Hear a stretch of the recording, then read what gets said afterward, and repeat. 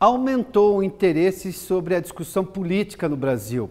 A tese é de Humberto Dantas, professor do INSPER, sociólogo e ativista de ensino de política nas escolas.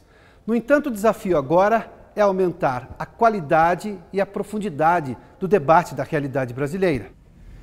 Humberto, depois do julgamento do Mensalão, no começo do julgamento em 2012 ainda, que gerou uma expectativa enorme no país de solução de problemas antigos, das manifestações de 2013, das de 2015, de maior ativismo via rede social ou não, mas as pessoas discutindo mais o país, talvez em poucos outros momentos da história. Qual é, na sua opinião, o nível de politização, não partidarização do brasileiro hoje, na média? Bom, de partidarização é baixo, né? Os partidos políticos contam cada vez menos com o entusiasmo das pessoas. Essa era uma questão interessante da gente perceber se as pessoas concordam com a forma como a democracia representativa se apresenta. Isso não é um problema brasileiro, isso não é uma temática recente. Então vão ter aí 30 anos de crise da democracia representativa. Não é à toa que se fala na democracia participativa como saída para esse tipo de situação. Mas o nível de politização é um nível que talvez tenha colocado a política num ponto de interesse maior por parte das pessoas, mas que revela, aí na minha opinião e de acordo com o que eu tenho pesquisado, fragilidades das mais expressivas e das mais preocupantes. Quando você traz um assunto à tona, isso passa até talvez pelo conceito de opinião pública, mas quando você traz um assunto à tona, você começa a medir o preparo das pessoas com maior clareza em relação àquele determinado assunto. E aí vem a grande questão. Nós estamos preparados para viver a política de maneira democrática? Primeiro compreendendo como ela funciona. Vou pegar uma pesquisa do Tribunal Superior Eleitoral de 2010, novembro de 2010, as pessoas assumindo para o levantamento, né, mais de 40% das pessoas assumindo que não faziam a menor ideia do que fazia um deputado estadual, um deputado federal e um senador. A pergunta era direta.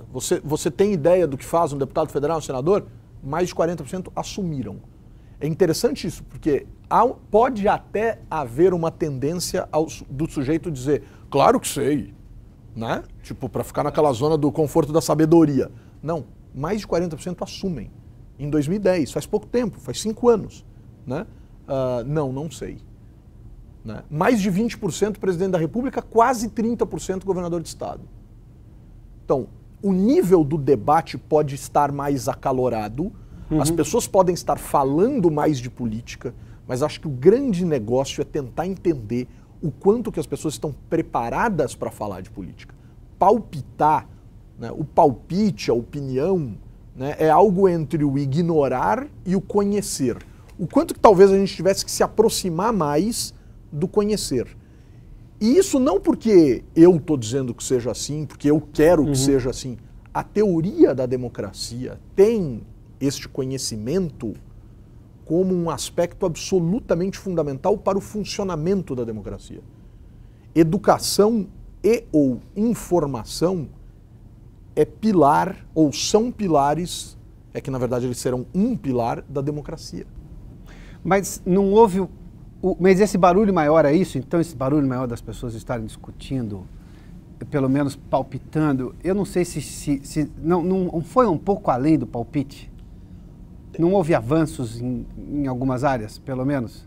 Desde as eleições do ano passado, desde as eleições de 2014, eu tenho percebido um interesse maior de escolas em receber ações de educação política, em discutir política de maneira responsável com os alunos, não de fazer o fla-fluzinho, não de olhar para a arquibancada para entender o jogo, não para odiar ou amar alguém e acreditar que alguém é puro e o outro é completamente contaminado. Acho que a educação política passa longe disso, né? Mas de ofertar para o sujeito um instante de reflexão ou um momento de formação em que o indivíduo perceba o tamanho da responsabilidade que ele tem em relação a esse jogo. E como você fala, escolas em que nível de formação? De ensino médio, principalmente de ensino médio, que na minha opinião, como pesquisador, que tenho feito trabalhos a respeito disso, é o instante ideal para você discutir a política formal, para você entender o que é um representante, para você entender qual que é o modelo eleitoral que nós temos. Eu tive uma pergunta, por exemplo, de uma menina de uma escola privada aqui em São Paulo, que me chamou para dar uma palestra, menina de 17 anos. Ela estava no terceiro ano do ensino médio, né? Está no terceiro ano do ensino médio, e tem formação política ao longo dos 3 anos do ensino médio na escola, nessa escola em especial, numa escola privada.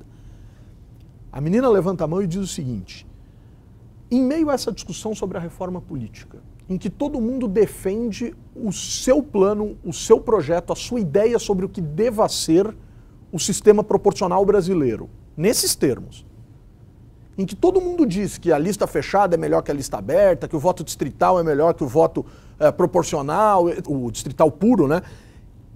Me descreve, professor, ou não seria possível descrever, professor, o atual sistema sob o olhar puro de quem está defendendo o futuro sistema?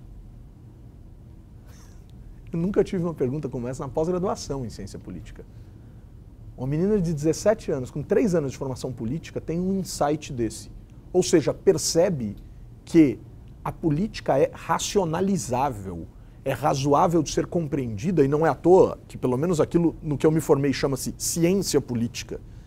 Há uma ciência por trás disso, há uma razão por trás disso, há uma capacidade de leitura de cenários políticos, de conjunturas políticas que permitiriam ao cidadão aprimorar e muito a condição da democracia de um país. Claro que o país precisa se comprometer com essa formação, né? Mas é absolutamente essencial partir do pressuposto de que sem informação e sem formação, né, um dos pilares da democracia não existe. O outro pilar é a participação. E isso é importantíssimo e vai depender do modelo de democracia que você adota e guarda uma relação direta com a formação que você tem. Me permita usar um trecho da sua resposta para embasar a minha próxima pergunta. Você me disse, ouvi isso de uma aluna do 3º ano do ensino médio, que teve 3 anos de formação política na escola, era uma escola preocupada com isso, até porque inclusive o levou até lá, mas isso não é uma exceção? Muito exceção, não só pela sofisticação da pergunta dela, mas esse envolvimento com política, o desejo de se envolver com política no sentido mais grego e filosófico da expressão, não é uma exceção ainda no país? Eu tenho pelo menos uma média que está avançando ou não? Não tenho dados para fazer essa afirmação, mas é uma exceção. Se eu pegar as manifestações... O da exceção eu tenho certeza que sim.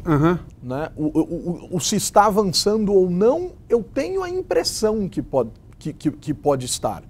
Né? E eu acho isso muito interessante, pelos espaços que eu tenho ocupado, mas eu não quero individualizar isso porque isso não é científico. Por exemplo, quando alunos da Universidade Federal de Pernambuco se reúnem e vão às escolas públicas ofertar palestras sobre o sistema eleitoral brasileiro ao longo de 2014, isso para mim é um sinal. Quando alunos da Universidade Federal do Rio Grande do Sul se reúnem e começam a ir à escola, às escolas públicas, ofertar um mínimo de conhecimento sobre política, isso para mim é um segundo sinal. Quando alunos da Unesp de Araraquara se juntam com a escola do parlamento da Câmara Municipal local de Araraquara e começam a ir às escolas para dar aula de política, isso para mim é um sinal. Quando a Assembleia Legislativa de Santa Catarina, no seu programa de Parlamento Jovem, entende que o Parlamento Jovem não pode ser um dia que o aluno vá ao Legislativo para se divertir, entre aspas, mas sim que isso demanda uma formação anterior e começa a ir às escolas do Estado que se inscrevem nesse programa para dar uma formação política mínima, isso para mim é um sinal. E eu tenho visto isso pipocar mais do que há 10 anos atrás. E eu tenho conseguido, por exemplo, no ano que vem eu vou organizar uma edição de uma revista acadêmica com cases aplicados de educação política. Eu já fiz isso em 2010, em 2010 foi difícil de encontrar. Agora está sobrando case. A gente vai ter que criar um critério para dizer esse entra e esse infelizmente não entra. Então eu acho que existe essa possibilidade de a gente dizer que há um avanço. Me permita pegar 2 movimentos icônicos, pelo menos na minha opinião. As manifestações de 2013 e 2015, que no meu entender, tem duas coisas que as colocam, são similaridades entre elas. Primeiro, a insatisfação com o estado das coisas, para usar uma expressão que eu vi num cartaz, com tudo que está aí. E a segunda coisa é que a classe média estava na rua. Eu passei, talvez, a minha vida nos anos 80 na escola, desde a 7ª série, que talvez foi o meu professor de história o mais politizado e o mais provocador disso, dizendo que a classe média brasileira não se envolvia em política.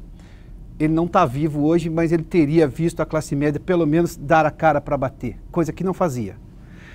Isso não é um avanço? A classe média entender que ela faz parte do país e não usar mais aquele discurso, o Brasil dos brasileiros é aquele da favela, aquele da miséria, se achando um ente à parte, embora com passaporte da mesma cor, com RG da mesma cor. É um avanço que precisa ser compreendido, concordo plenamente.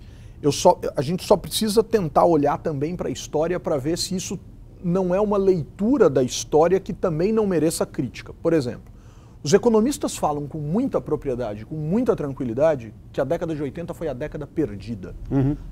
A mim não existe frase mais ameaçadora do ponto de vista do que eu estudo. Então eu acho que tem que ter um aposto aí.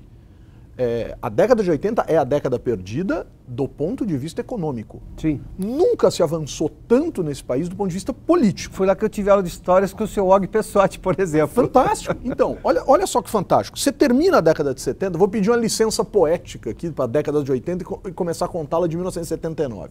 Você reorganiza os partidos, tudo bem, pode ter sido uma estratégia de fragmentação do MDB por parte dos militares, mas você reorganiza partidos políticos nesse país. Inclusive surge um partido de massas nesse país, que é importante em termos históricos, né? Esse relato desse instante. Em 1982, você organiza uma eleição, né, direta para governador, deputados federais, deputados estaduais, enfim, você reorganiza uma eleição. Tudo bem que mantém os prefeitos das cidades estratégicas ainda como biônicos, né? Montoro, por exemplo, é eleito em São Paulo em 82 e indica Mário Covas em 83 para prefeito de São Paulo. Você tem ainda esse problema, mas é um avanço. Em 84 você tem o maior movimento de massas da história desse país, que é o Diretas Já, né? E aí não é só classe média, aí a galera vai para a rua, né? Sim. Né? O mundo vai para a rua. Apesar dos números serem inflados, muita gente ocupa as ruas nas capitais. 85, você tem um civil ocupando o poder mesmo que de forma indireta, quer dizer, não deu certo a Diretas Já em termos daquilo que ela pregava para aquele instante. 25 de abril de 84, a emenda Dani de Oliveira ganha, mas não leva, né? Por conta de uma manobra regimental, de esvaziamento de sessão, mas acontece, ocorre, né? 85 um civil, 86 eleições, novamente eleições para o governo e elege-se, para governador de estado e elege-se uma Assembleia Constituinte. 87 e 88, o maior processo participativo constituinte que se tem notícia no Brasil e um dos maiores processos participativos constituintes da história da humanidade.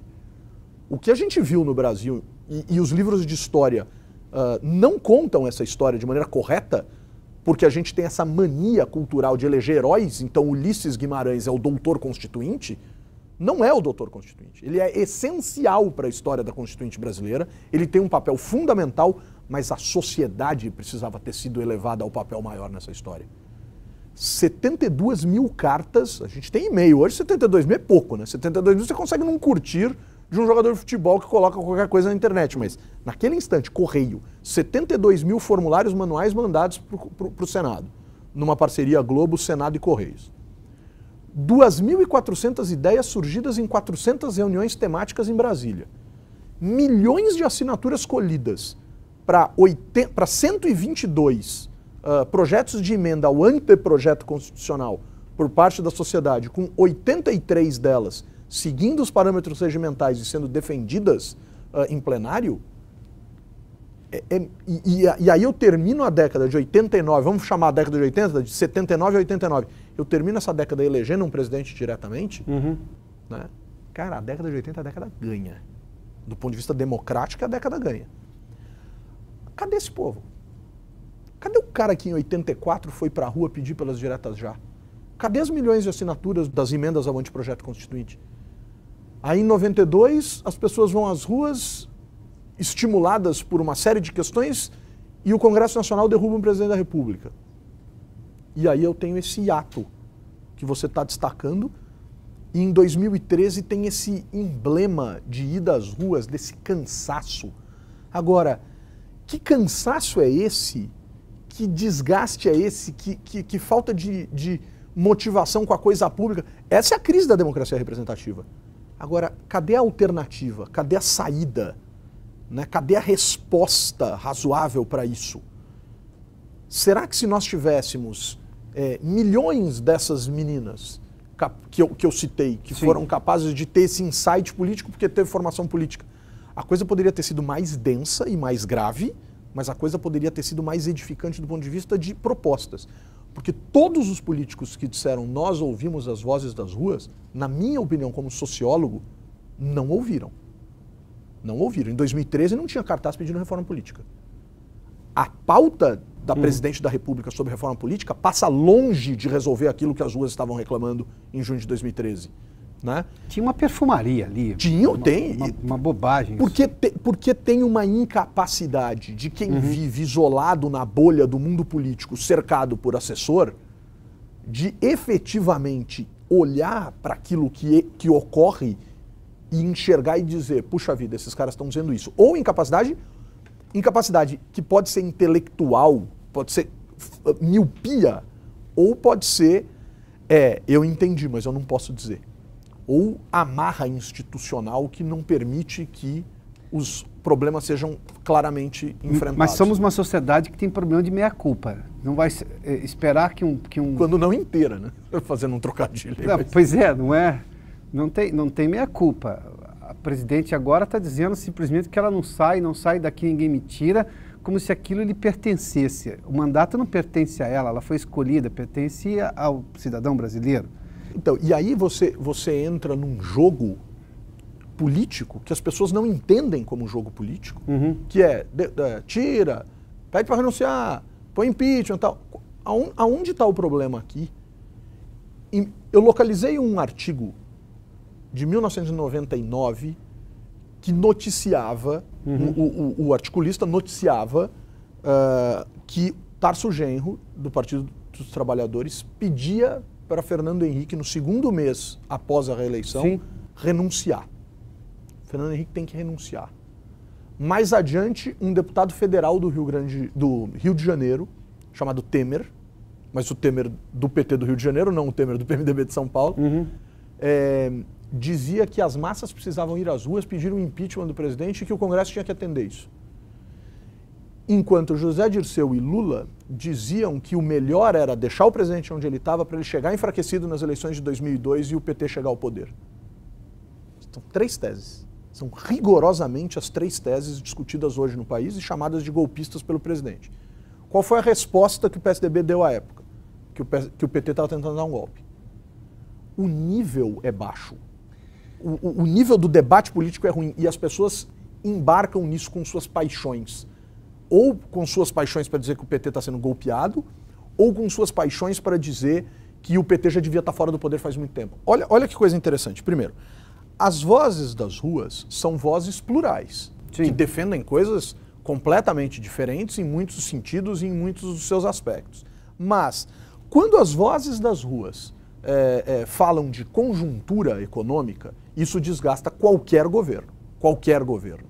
Né? Então, se o brasileiro está com medo do desemprego e o desemprego efetivamente está começando a subir por uma série de razões, se o brasileiro está com medo da inflação, se o brasileiro volta mesmo até a ter medo de confisco de recursos, se tudo isso, né, acontece, isso é conjuntural, né, e está associado a uma lógica econômica muito preocupante para esse instante e muito provavelmente para um futuro próximo. Então, existe uma preocupação clara aqui e o cidadão é absolutamente livre para se manifestar em relação a isso, com seus medos, com seus temores, com suas leituras e com suas insatisfações. Ótimo. E no que diz respeito às instituições formais, como, por exemplo, justiça. Então, quando o brasileiro se desgasta e se afasta dessa compreensão acerca do que seja todo esse cenário de representação política e quando isso transmite para ele, como em muitos lugares transmite, a ideia de que, esses caras não me representam, independentemente do partido, esses caras não me representam. Sim. 2, esses órgãos não me representam. O legislativo, principalmente, isso é muito perigoso para a democracia, porque esse é o órgão plural, esse é o órgão da proporcionalidade e da multiplicidade de ideias representadas. Isso não me representa. Isso só tem, fico com a sensação de que aqui só existem privilégios, legislação em causa própria, o que nem é verdade, né? Mas, do ponto de vista do senso comum, é para isso que esse órgão serve e, portanto, esse órgão não serve, que é muito interessante de notar e perceber. Então, a grande questão está aqui. o quanto nós temos um conjunto de instituições formais capazes de atender a demandas e a percepções da sociedade. E aí eu vou dividir essa conclusão em dois aspectos. Não existem mais esses órgãos capazes de atender aos cidadãos, porque os valores dos cidadãos mudaram de forma tão expressiva que a gente vai precisar rediscutir se isso aqui vai existir mesmo. Por exemplo, a pressa e a individualidade associadas criam os cidadãos de hoje. Eu quero tudo agora, do meu jeito. A democracia Temos 202 milhões de jeitos, é impossível atender todo mundo. Exatamente. E aí, a democracia é a antítese disso. É lento e do nosso jeito. Mas quem disse que eu estou disposto a conversar com você? Então, eu tenho um problema de valor aqui que é a raiz do negócio. Isso é duríssimo de resolver. Não vou entrar aqui. A segunda questão é, a despeito desses valores, dessa nossa capacidade tal, o quanto que nós somos preparados para essa discussão aqui? Para entender o nosso papel. Vou dar um dado para você muito legal. Eu tenho 2014 e 2010, eleição para deputado federal. O eleitorado brasileiro cresce 5% entre uma eleição e outra. A taxa de comparecimento às urnas acompanha esse crescimento e mostra um avanço de 4,5%, ou seja, né, se você tem aqui praticamente a mesma coisa, e o número de votos válidos para deputado federal cai 1%, 2014 em relação a 2010. O que isso reproduz dentro do parlamento? Se essa distância aqui, que deve dar alguma coisa como 6, 7 milhões de votos, se essa distância, 5, 7, enfim, se essa distância aqui tiver uma característica comum, pode ser que essa característica seja, por exemplo, o aspecto progressista da sociedade. Se o progressista tiver deixado de votar para deputado federal porque ele não acredita mais nisso aqui, ele está sendo representado por um Congresso conservador. Ele não escapa disso. Ele pode estar ainda mais distante, ainda mais afastado, ainda mais insatisfeito. Aliás, a gente precisa jogar o jogo. Outra certeza dos anos 90 era que o Congresso, e até dos anos 2000, no começo dos anos 2000, que o Congresso era apêndice do Executivo. Ouvimos essa crítica... Ouve-se até hoje. Com frequência. Hoje você tem um Congresso, pelo menos na figura do atual presidente da Câmara, extremamente mais ativo. Se por bem ou por mal, é uma discussão outra, mas você tem um Congresso que diz não há interesses políticos, mas quem disse que o Executivo também não tinha interesses políticos de preservação política própria em manter um Congresso como apêndice? Bom, esse Congresso do jeito que está, apesar da pauta ser controversa para alguns, para outros não, mas é melhor um Congresso assim do que um Congresso carneirinho como tinha-se antes? E comprado, porque a gente viu que era comprado, né? É melhor, mas ele cobra um preço alto para se tornar efetivamente melhor. Dia desses eu estava num simpósio, um negócio grande, bacana, interessante, a Feira da APAS, Associação Paulista de Supermercados, lá o evento deles, na mesa principal. Eu e 3 economistas. E aí eu tinha a incumbência de falar a respeito do cenário político brasileiro. E tracei um cenário pessimista.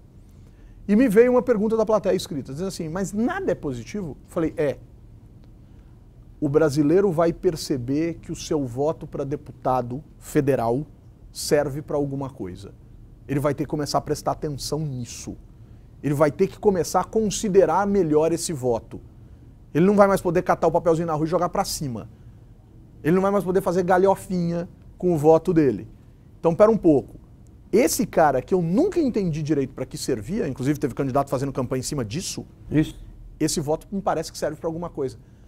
Porque a pauta desse cara que orienta as decisões que serão tomadas ou aquilo que será decidido, esse cara aqui, o presidente da mesa diretora de um parlamento, tem um poder gigantesco. E eu vou precisar começar a prestar atenção, então, nesses 513 caras que fazem parte disso tudo.